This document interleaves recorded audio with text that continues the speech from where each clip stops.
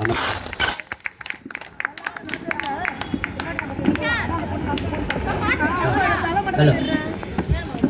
Hello அண்ணன் Williamson அவர்களை மேடைக்கு வருமாறு அன்போடு கேட்டுக்கொள்கின்றோம். அண்ணன் வில்லியம்சன் வாங்க. பேரன்புக்கும் பெரும் மதிப்புக்குரிய பகுதிவாழ் பெரியவர்களே, தாய்மார்களே, சகோதர சகோதரிகளே, தோழமை கட்சி தொண்டர்களே, எதிரணி தோழர்களே, மாற்றுக் கட்சி நண்பர்களே, இங்கே திரளாக கூடியிருக்கின்ற தமிழக வெற்றி கழகத்தினுடைய தளபதி விஜயின் போர்ப்படை தளபதிகளே, உங்கள் அத்தனை பேருக்கும் எனது அன்பு கலந்த வணக்கத்தை தெரிவித்துக் கொண்டு, இங்கே உங்கள் முன்னாலே வாக்குகளை சேகரிக்க வர இருக்கின்ற தேர்தல் மேலாண்மை குழு பொதுச் செயலாளர் அண்ணன் ஆதவ அர்ஜுனா அவர்கள் இன்னும் சற்று நேரத்தில் இங்கே வர இருக்கிறார்கள்.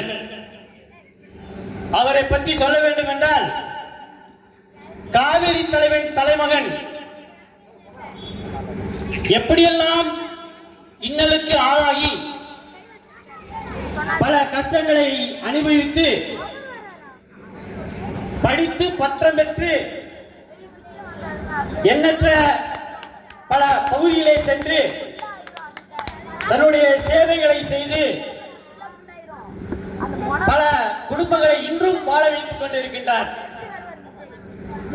சொல்லலாகாது, அது உண்மை, சத்தியமாக சொல்கின்றேன்.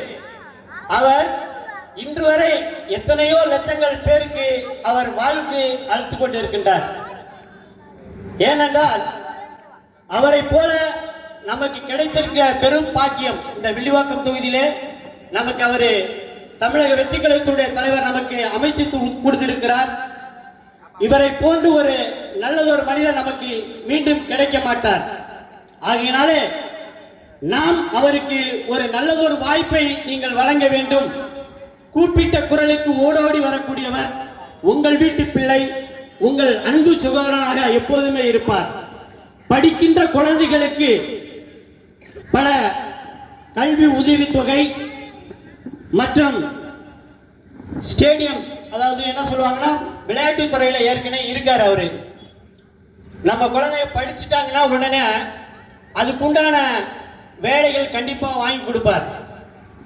படிச்ச இளைஞர் வேலை இல்லாம இருக்கிற எத்தனையோ இளைஞர்களுக்கு தளபதி அறிவிச்சிருக்கார். 12th இருந்து PhD வரை படிக்கிற குழந்தைகளுக்கு 20 லட்சம் கடன் தரதாக சொல்லியிருக்கார். எந்த பிணையும் கிடையாது, உங்களுக்கு ஈஸியா கிடைச்சிடும். அதே போல மகளிருக்கு சொல்லியிருக்காங்க, மாசம் 2500, அதுலயும் எந்த ஒரு இது இல்லை, கண்டிப்பா விழுகும். அதே மாதிரி நம்மளுடைய மற்ற பிள்ளைகளுக்கு, அதாவது சகோதரி பிரசவம் ஆயிட்டா அந்த குழந்தைக்கு வந்து மோதிரம் அணிவிக்கிறது, பேபி கிட்டு, இதெல்லாம் கண்டிப்பா கொடுப்பாங்க. நம்மளுடைய பள்ளியில படிக்கின்ற குழந்தைகளுக்கு வருஷத்துக்கு செலவு 15,000 கண்டிப்பாக கொடுப்பாங்க. ஏன்னா கொடுக்கிறேன்னு சொல்லியிருக்கார் தளபதி அவர்கள், அதுவும் கண்டிப்பாக கொடுக்கப்படும்.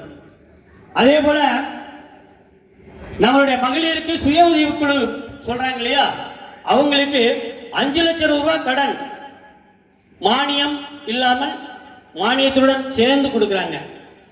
ஏன்னா இப்படி சொல்லிக்கிட்டே போறோம், ஏராளமா இருக்குது. அதனால சொல்றேன், தயவு செஞ்சு நல்லா சிந்திச்சு பாருங்க. இப்படி ஒரு தலைவர் நமக்கு கிடைக்கும்னா நாம் பெரும் பாக்கியம் செஞ்சிருக்கணும். எவ்வளவோ இன்றைக்கு மறைந்து மறையாமல் வாழ்ந்து கொண்டிருக்கின்ற புரட்சி தலைவர் எம்ஜிஆர் அவர்களுடைய கொள்கையிலே அவர் பின்பற்றி வருகிறார். அவரு இன்னைக்கு எத்தனையோ பேருக்கு நட்சத்திரமாக இருந்து திகழ்ந்து அவர் மக்களுக்கு எண்ணற்ற சேவைகளை செஞ்சு விட்டு போயினாரு. அந்த சேவைகளை நம்முடைய தளபதி விஜய் அவர்கள் கண்டிப்பாக செய்வார்கள். அவருடைய கொள்கையும் கர்ம வீரர் காமராஜருடைய திட்டங்கள் ஏராளம் தமிழகத்தில் வகுத்து சென்றார். அவருடைய கொள்கையை கண்டிப்பாக நமக்கு மீண்டும் அந்த செயல் வடிவம் கொடுக்கிறவர் தான் தமிழக வெற்றி கழகத்தினுடைய தலைவர் விஜய் அவர்கள். இப்படி சொல்லிக்கிட்டே போலாம். ஆனா இன்னைக்கு இருக்கவங்க எத்தனையோ பேர் சொல்லிட்டு இருக்காங்க, இவரை நடிச்சுட்டு உச்ச நட்சத்திரத்துல இருந்துட்டு ஏன் அப்படி வந்துட்டு இங்க வந்து கஷ்டப்படுறாரு அப்படின்னு.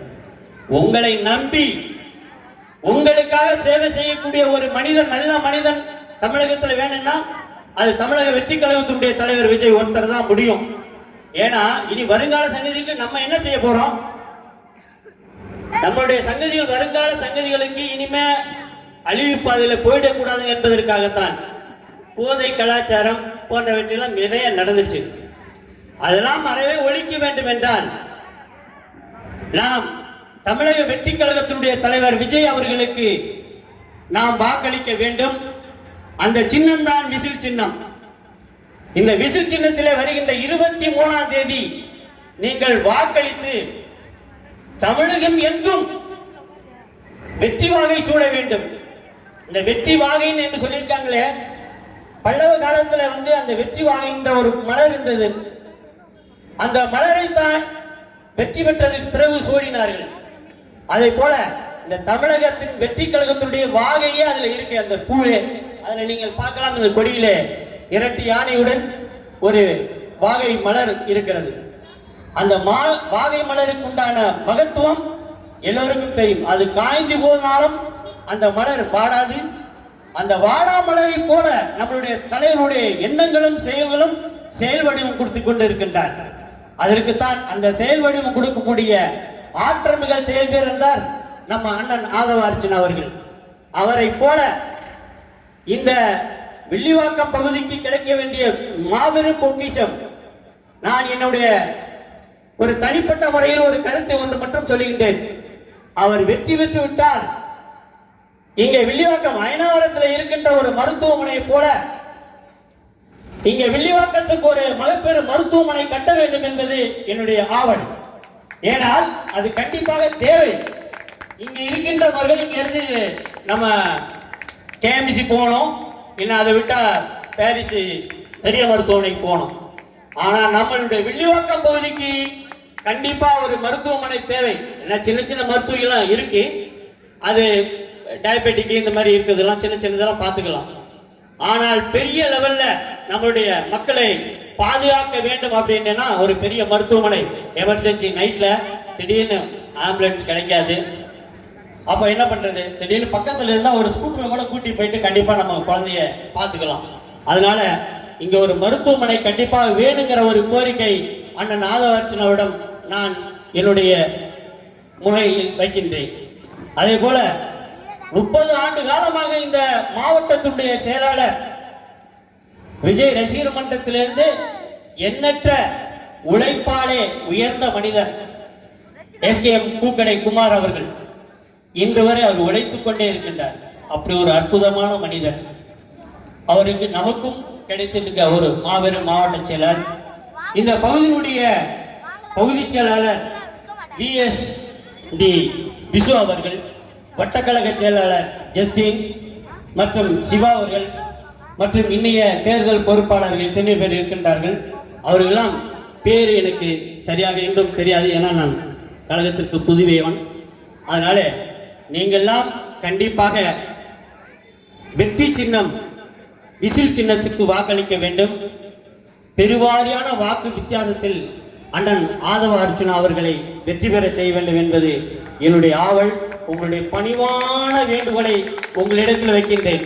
ஏனால் மறந்தும் இருந்து விடக்கூடாது. நம்மளுடைய வெற்றி சின்னம் விசில் சின்னம். அந்த சின்னத்தில் நம்மளுடைய தேர்தல் மேலாண்மை குழுவுடைய பொதுச் செயலாளர் அண்ணன் ஆதவ அர்ச்சனா அவர்களுக்கு விசில் சின்னத்திலே பெரிவாரியான வாக்குகளை வித்தியாசத்தில் வெற்றி பெற செய்ய வேண்டும். அது உங்களுடைய ஒவ்வொருவருடைய கடமை. நீங்கள் வீட்டில் ஒவ்வொருத்தருடைய வீட்டிலையும் நீங்கள் சொல்ல வேண்டும், நம்முடைய தளபதி விஜய் அவர்களுடைய வெற்றி வேட்பாளர் அண்ணன் ஆதவ அர்ச்சனா அவர்களுக்கு நீங்கள் விசில் சின்னத்தில் வாக்குகளை அளிக்க வேண்டும் என்று நீங்கள் ஒவ்வொருவரும் சொல்ல வேண்டும். ஒவ்வொரு குடும்பத்திலும் மறக்காமல் வாக்களிக்க வேண்டிய சின்னம் தான் விசில் சின்னம். அவருக்கு வாக்களித்தால் மட்டும்தான் இந்த தமிழகத்தை காப்பாற்ற முடியும். ஒரு குடும்பம் தான் இந்த தமிழகத்தை ஆள வேண்டுமா என்ன? மற்றவர் ஆளக்கூடாதா என்ன? அதுக்கு ஒரு வாய்ப்பை நீங்கள் வழங்க வேண்டும். ஏன்னா வாய்ப்பை கொடுத்தால் தானே செய்வாங்களா செய்ய மாட்டாங்கன்னு தெரியும். அப்படி ஒரு வாய்ப்பை நீங்கள் பயன்படுத்த வேண்டும் என்றால் உங்களுடைய பொன்னான வாக்குகளை நேரம் தவறாமல் அந்த 23ஆம் தேதி காலையில் எழுந்தவுடன் வாக்களிக்க வேண்டிய சின்னம் விசில் சின்னம். தளபதியுடைய வெற்றி சின்னம் விசில் சின்னம். ஏன்னா ஒவ்வொரு குழந்தை இப்ப பாத்தீங்களா பாருங்க, ஒரு சின்ன சிறார் அவருடைய இதயத்தை கூட எப்படி கவர்ந்திருக்கின்றார் பாருங்கள் தளபதி அவர்கள். ஏன்னா அந்த குழந்தைகளுக்கு என்ன தெரியும், விஜய்னா யாருன்னு தெரியுமா? நம்மளுடைய பெரிய ஆளுங்களுக்கு என்ன தெரியும் விஜய்னா யாரு அப்படின்னு. ஆனா சின்ன குழந்தைங்க ஒரு மியூசிக்க போட்டவன ஆடுது பாருங்க, உள்ள இருந்து வரணும் இல்லையா?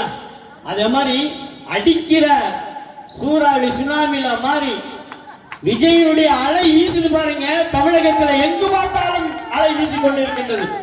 அந்த அலையில எத்தனையோ தலைவர்கள் காணாம போயிடுவாங்க, அது உண்மை. ஏன்னா தலைவர் அப்படியாப்பட்ட ஒரு நல்ல ஒரு மனிதர் தாங்க. எனவே தமிழக கழகத்தினுடைய வெற்றி கழக தலைவருடைய தலைவர், நம்மளுடைய தலைவருக்கு இணை வேற யாருமே கிடையாது. திருச்சியில போயிருந்தார் பாருங்க, வேட்புமனு தாக்கல் பண்ணும்போது அங்க போயிட்டு இருக்கும்போது வண்டியில பொண்ணு ஒரு பையன் குறிக்க வந்து கீழே தவறி விழுந்துட்டான். உடனே கீழே வண்டியை ஊட்டி இறங்கிட்டார். மற்றவங்கள இறந்தா கீழே இறங்க மாட்டான், இடம் எனக்கு என்னடா வேலைட்டு போயிட்டே இருப்பாங்க. ஆனா இறங்கி கிட்டத்துல போய் தம்பி ஏதாவது ஆயிடுச்சா அப்படின்னு கேட்கிறாரு. நீங்க இன்னைக்கு பாத்தீங்கன்னா ஊடகங்கள் எல்லாம் நிறைய செய்திகள்லாம் கொடுத்துருப்பாங்க. உண்மையா சொல்றேன், யூடியூப்ல பாக்குறவங்க நிறைய பேர் உண்மையான விஷயம் இருக்கு, கெட்ட விஷயம் இருக்கு. உண்மை விஷயத்தை மட்டும் நீங்க நம்புங்க. நிறைய செய்திகள் உண்மைக்கு புறமான செய்திகள் நிறைய இருக்கும், அதெல்லாம் நீங்க நம்பவே கூடாது. உண்மையை மட்டும் நீங்கள் நேசிக்க வேண்டும். அப்படியாப்பட்ட உண்மையான தலைவர் தான் தமிழக வெற்றி கழகத்தினுடைய தலைவர் விஜய் அவர்கள். அவரை போல ஒரு மனிதன் இந்த உலகத்திலே கிடையாதுன்னு தான் சொல்லுவேன் நானா. எங்கு பார்த்தாலும் எம்ஜிஆருக்கு எவ்வளவு ஈடு இணையா இருந்ததோ அதை போல ஒரு மாபெரும் கூட்டங்கள் எங்கு சென்றாலும் அந்த அலை அடிச்சுக்கிட்டே இருக்கு. அந்த அலையில நிறைய பேர் காணாம போயிடுவாங்க. அது வருகின்ற 23ஆம் தேதி தெரியும். இந்த வாக்களிக்கின்ற ஒவ்வொரு வீட்டில் உடைய வாக்குகளையும் எப்படி வாக்களிக்க போறாங்களோ அந்த அலையில நம்மளுடைய தமிழக கழக வெற்றி கழகத்தினுடைய தலைவர் அரியானா ஏறுவார். செங்கோட்டையில் தமிழக வெற்றி கழகத்துடைய முதலமைச்சராக இருந்து நமக்கு எண்ணற்ற சேவைகளை இந்த தமிழக மக்களுக்கு வாரி வழங்க இருக்கின்றார் என்பதை உங்களிடத்தில் சொல்லி எனக்கு வாய்ப்பளித்த அத்தனை நல் உள்ளங்களுக்கும் நன்றி கூறி விடைபெறுகிறேன். நன்றி, வணக்கம்.